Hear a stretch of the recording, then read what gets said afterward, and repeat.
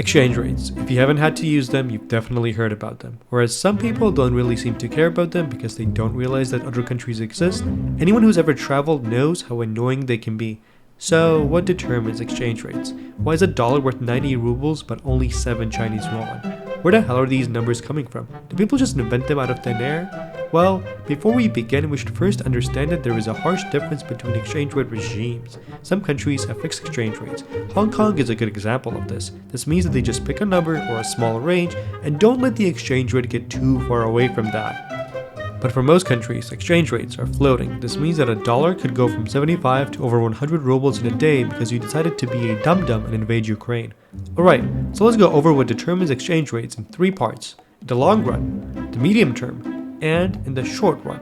Starting with the long run, the primary determinant of exchange rates is a concept I've already referenced in a past video called the law of one price. Simply put, prices cannot be drastically different between countries because that will create opportunities for arbitrage.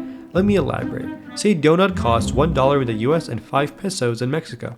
If a dollar is then worth 10 pesos, a donut would basically cost 50 cents in Mexico. So somebody could start buying donuts in Mexico and ship them to the US to make a profit. This will keep happening until both price and the exchange rate change so that donuts will become equally expensive in both places. In other words, the natural exchange rate that the two economies would gravitate towards in this scenario is 5 pesos per dollar because that would make donuts cost the same in both countries. This doesn't really hold because the law of one price doesn't hold. Some countries are definitely more expensive than others, and the law of one price doesn't hold because trade barriers exist. You can check out my video on this if you really care. So the long run determinants of exchange rates do matter, but definitely don't tell us the whole story. So let's move on to the medium run. The primary factor determining exchange rates in the medium run is, well, supply and demand for currency. The more of your currency gets pumped into the market, the more its value depreciates relative to other currencies. And the more people demand your currency, the more its value appreciates. Let's go through an example of this. Say you're Venezuela and you export a lot of oil and import stuff that you need in order to survive, such as Halloween costumes and cute Chinese pandas. You're gonna notice something interesting happen with the exchange rate. Whenever the price of oil rises, the value of your exports will increase. This means that other countries are now giving you more of their currency. This will cause your own currency to increase in value. On the other hand, if people start demanding to see more pandas and you have to go purchase more, they'll be giving more of your currency to others, which will make it depreciate in value.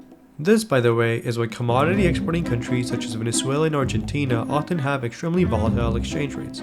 The value of their exports and, thereby, the demand for their currency is based on the prices of a few key commodities such as oil or copper. If those commodities increase in price, you're balling. But if their price collapses, you're gonna have to go on the Maduro diet. Another reason why you could get screwed over would be if your government just randomly starts printing money and spending it on things. This, by the way, is what Venezuela did when they got into trouble. As a result, in just a year, from 2017 to 2018, a dollar went from being worth a respectable 10 Venezuelan bolivars to a whopping 4.3 million. Not cool, Maduro. Not cool. And finally, we come to the short term. The primary determinant of exchange rate fluctuations in the short term is expectations. This is why you sometimes have situations where an exchange rate might rapidly change in just one day. The Russian invasion of Ukraine is a great example here. The USD to ruble exchange rate was hovering around 75 before the invasion and then jumped way above at 100 and peaked at around 133. This was not because demand for Russian exports collapsed, but because people expected that to happen. In other words, people thought that the West would heavily sanction Russia, leading to a disaster for their economy which would destroy the ruble. Therefore, speculators went ahead and started trying to get rid of the ruble before it lost its value, making it actually lose its value. Things didn't really pan out that way and the ruble later recovered some of its lost ground, but it's a helpful lesson in understanding that expectations of future events are what drive financial markets in the short term. So, there you go. Huh? What about fixed exchange rates, you ask? Well...